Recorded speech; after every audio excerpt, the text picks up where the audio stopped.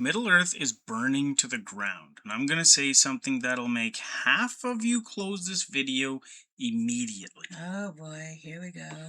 The Rings of Power Season 2, it was a masterpiece, and everything we know about Season 3, it's about to embarrass the haters. Look, we've been covering the show since day one. I'm Ashley, the nerd mom. And I'm Tyler, the gaming dad.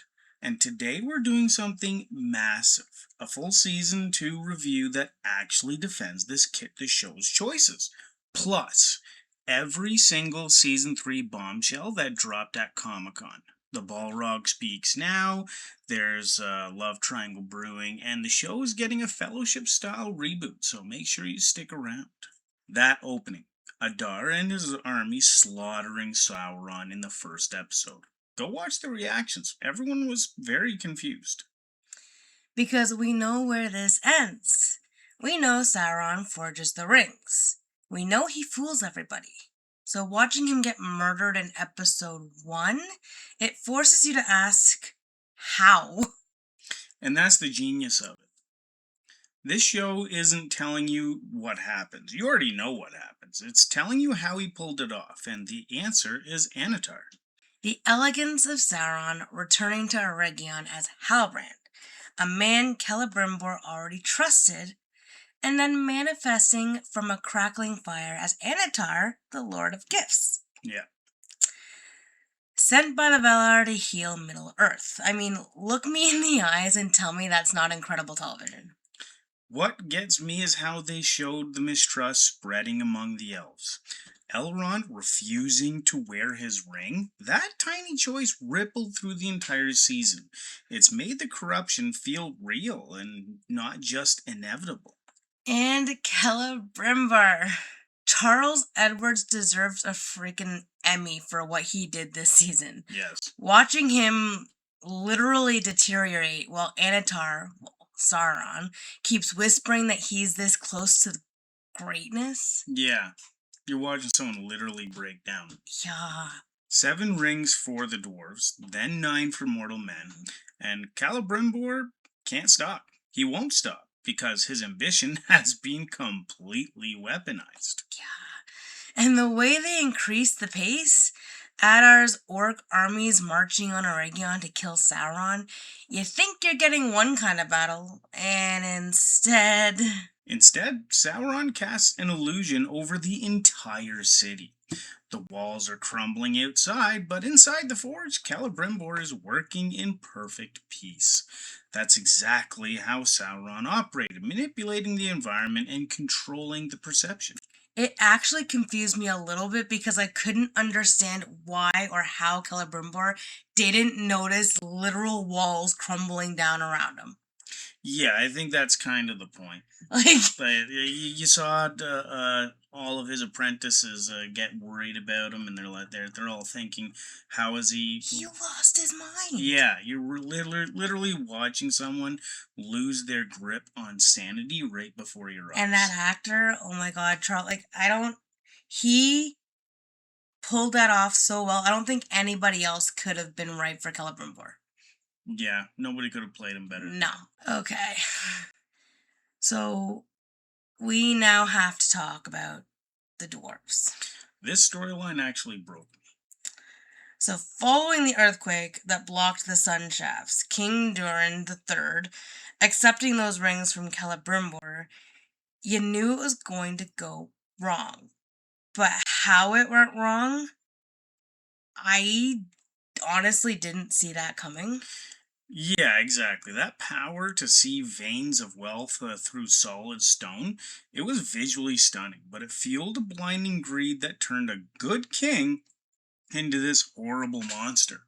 He strips Prince Durin IV of his status for trying to slow down the mining. And then, driven mad by gold lust, he cuts open the deepest layer of the mountain and unleashes the Balrog, which I think my jaw dropped. They did a good job on that Balrog. I don't normally yell at the screen, but I was yelling at the screen, the thing that's been lurking there for thousands of years. That one choice sets everything into motion. And here's where the writing leveled up. Regaining his sanity for a brief moment, King Durin pulls off his ring, crowns his son as the new king, and then dies, collapsing the cavern to seal away the demon. I was cheering and weeping at the same time.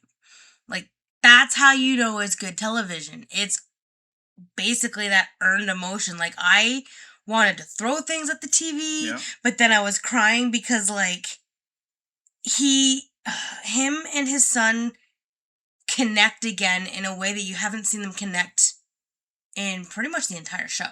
Yeah, exactly. I don't think they actually really saw eye to eye Through the whole entire time. And They're then always literally down each other's the throats. one time they connect and you see that like love and that like adoration, and then his he dad dies. just jumps at the Balrog and that's and it. dies a heroic death. And is going to pay off even bigger at season 3 here. Because that Balrog, it's coming back. And it talks. Now let's shift to Numenor. People complain that this was slow. Those people, however, weren't paying attention. Not at all. So the fall of Numenor is one of probably the most important events in the entire Second Age. Yes. Watching a blind queen who's obviously still the best woman for the job, and I freaking love this. Definitely. I love this character. Better than a political, greedy brat. But, like, she loses the faith of her people to that greedy politician. Yes. But that's topical. It's relevant. And the fact that the eagle came in and it's supposed to signify this, like, this ritual for them, it was her celebration. Yeah. And even though he spoke forward about it and people were telling them that, he should run it showed up. And they got confused. They thought it showed up because he was rising up. No, it showed up because it was her freaking celebration. Yes, exactly. I was so again, yelling at the screen, asking why the crowd was so stupid. Right? And then there's Tom Bombadil. Yeah. Yeah, honestly, Tom was like, finally. Yes. Why didn't they have him in I don't know why he wasn't in the original. Like, the Lord of the Rings trilogy cut him out entirely. Best character in the book, and they cut him out. Seeing him here, like, Rory Kinnear, I believe I'm pronouncing that right, but he absolutely nailed it, and it was a gift to book readers. Oh, most definitely. The stranger rejecting the Dark Wizard's offer of power, then being forced to rescue his friends, and that moment, Grand Elf, Gandalf, the name drop hit so hard. But it was so good. No, exactly. And the finale, Galadriel captured by Adar, which was crazy. Like, I didn't see that one coming. No, because you think she's smart. Well, you think she's smarter than that. But then Tolkien again, did write her as intense. Yes, exactly. But she uses Nenya to bargain with Elrond. Mm-hmm. The betrayal where the orcs turn on Adar and the murder of him, like essentially them tearing him apart, he was their own father figure. Yeah. Like, it was just insane. Sauron immediately stepping in to take command, and Galadriel knew that. Like, she saw it before it actually happened, but Adar at that point just didn't believe her. He never believed her. He was basically using her, and she fell for it because she's just so... A little bit gullible at that age. Gullible, yes. Like, she still has... Because her intensity and hot-headedness. She thinks she's right all the time. Yeah, exactly. Like, she thinks she's right all the time. She's very intense. Most of the time, she's right. And I think that's why, like... Yeah, 3/4 of so show, you ended up seeing her be right about a lot of things. And the conversation... It's just that quarter that she was wrong really made the show. That emotional, like, conversation she actually had with Adar, and Adar actually opened up a little bit, whether or not... I think what he was saying was true, but he was just using it, I think, against her. But, you think, like, I actually felt There's a little bit of truth to that manipulation. I felt a little bit bad for Adar. Yeah. So I can kind of see why Galadriel thought she broke through. Yeah. Because he doesn't look full orc. He looks half elf and half orc. But I don't Do we know what he actually is? From what I'm gathering from the show, like a first type of orc, because the orcs are just mutilated elves. Yeah, I guess that's true. He just doesn't look as mutilated. Yeah, exactly. And then at the after that, it became the duel: Galadriel versus Sauron. That was cool. That was very cool. Sword to sword, he wounds her badly before she escapes with the 9 rings, though. So she kind of won that battle. She got what she wanted. Right? And then, of course, we have Elrond, who, using Narnia to heal her, Gilgalad, Elrond, Arendir, leading the surviving elves north to the Hidden Valley. Planting the seeds of Rivendell, the birthplace of the Fellowship, centuries later. That's long form storytelling, and it's done absolutely right. Mm-hmm. Before we get to season 3 now, we need to address something. You're talking about the discourse. Yes, exactly. The whole "it's not faithful to Tolkien" discourse. We've seen it for 2 seasons now, and quite honestly, guys, I think a lot of people who hate this show are lying about having read the books. I would 100% agree with that. People are going to come at me for this. I really, honestly, they're going to, you know what? Tell us what you feel in the comments. Like, we'll take it all in. We'll debate. We'll talk to you about it. Now, before we get to that whole part, we made a whole video about this. Go watch it before you comment. The link is in the description. But the short version is every single adaptation changes things. The Lord of the Rings trilogy, the sacred Peter Jackson films, made massive monumental changes. Tom Bombadil, like we mentioned earlier, completely cut. Arwen replacing Glorfindel, added. Faramir's entire character arc was rewritten. And those changes made the movies better as movies. Yes, exactly. That's what adaptation is. The changes in Rings of Power aren't random. They're solutions to obvious challenges. Spearheaded by the Tolkien estate, which is led by his widow. Exactly. You're compressing thousands of years of timeline, like combining characters who appear once in appendices, I should say, but giving emotional stakes to events that Tolkien described in summary. Yeah, in summary at best. In some instances, not at all. And if you can appreciate what Peter Jackson did, but can't extend that same logic to this show, I really don't know what to tell you. The showrunners clearly loved this world. You don't spend this much money, this much craft, this much care on something you don't love. Like, you can't tell me I'm wrong. Exactly. Alright, now season 3. It's confirmed. It drops November 11th, 2026 on Prime Video. Season 3 is confirmed. And the release plan, it's a little bit different. 4 episodes at once, then 2 per week. I'm so excited. So excited. 5 years have passed since the fall of Eregion. Sauron's armies have conquered almost everything.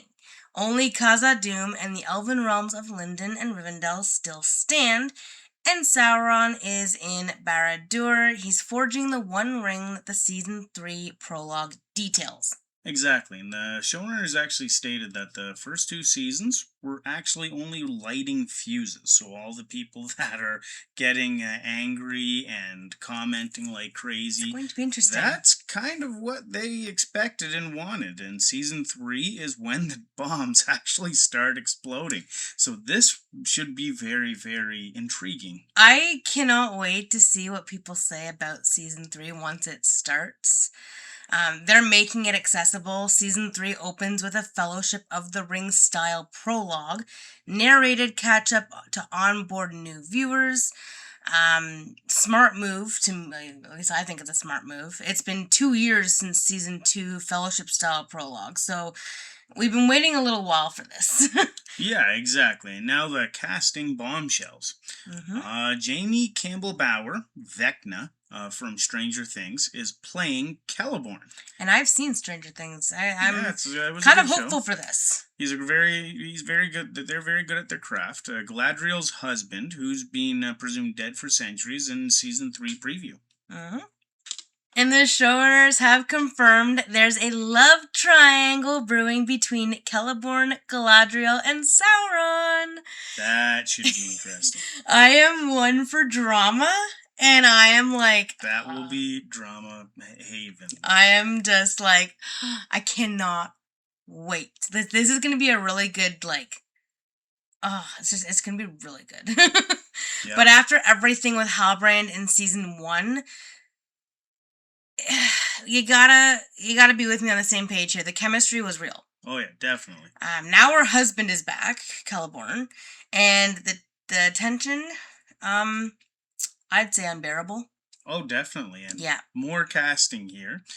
Zubin Varla is Camul, the Easterling, who eventually becomes second in command of the Nazgul.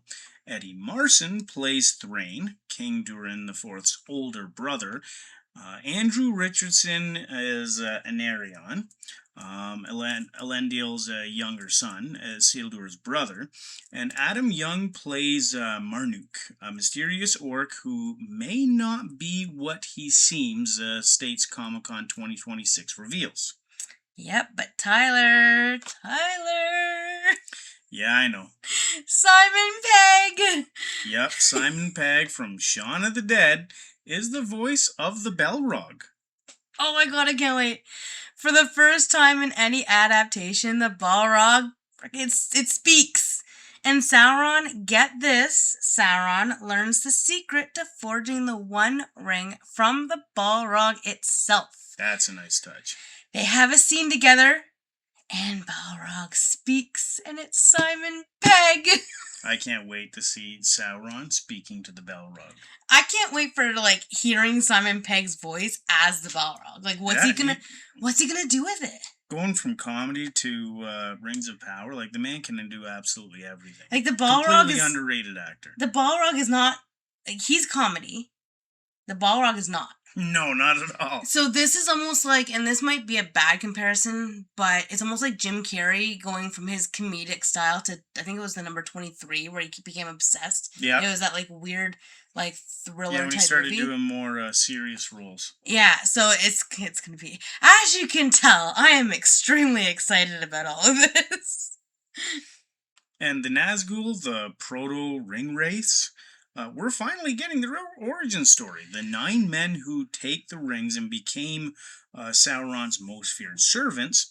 Candidates include characters already introduced, like our Pharazôn from Numenor, Nazgul details. Yeah, there's some pretty hard names to pronounce in this. But you know what? What really gets me? Season 4, and yes, I said season 4, not 3.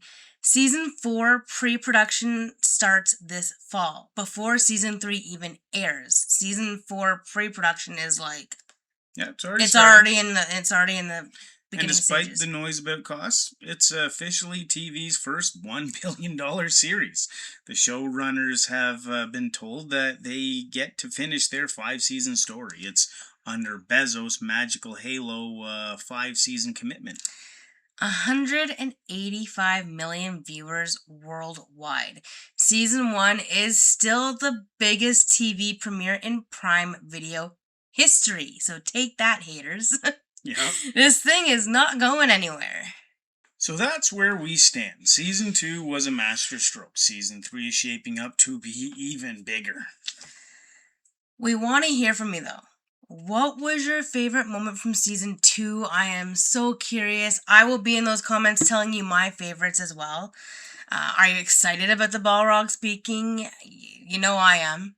And if you're one of the people who still thinks that this show is bad, please just tell us why. We'll debate you in the comments. We'll talk to you about it. Exactly, but make sure you actually bring receipts. Like, we don't want to be debating the book lore to someone who actually has not read the books. You can actually look it up. Lord of the Rings is one of the most lied about books in the world, meaning people lie about having read it in general. Because it's such a big series. You talk to people who are, self-proclaimed nerds. Yeah.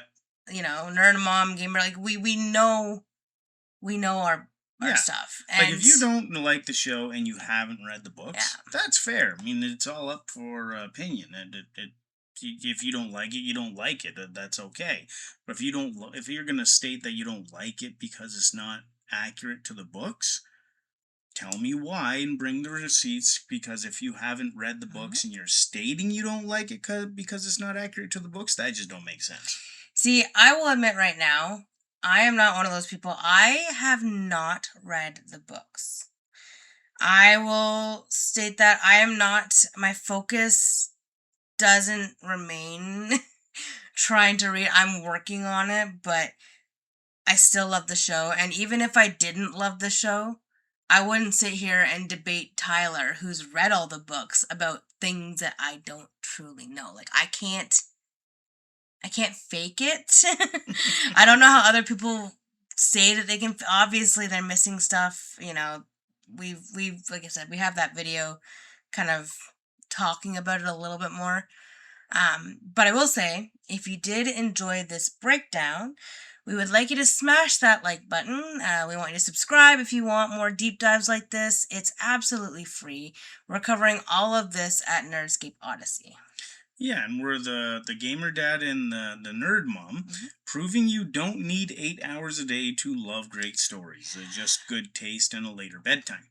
A much later bedtime. I mean, right now it's almost 2:30 in the morning. Yeah. Almost 2:30 in the morning. Kids. Yeah, kids.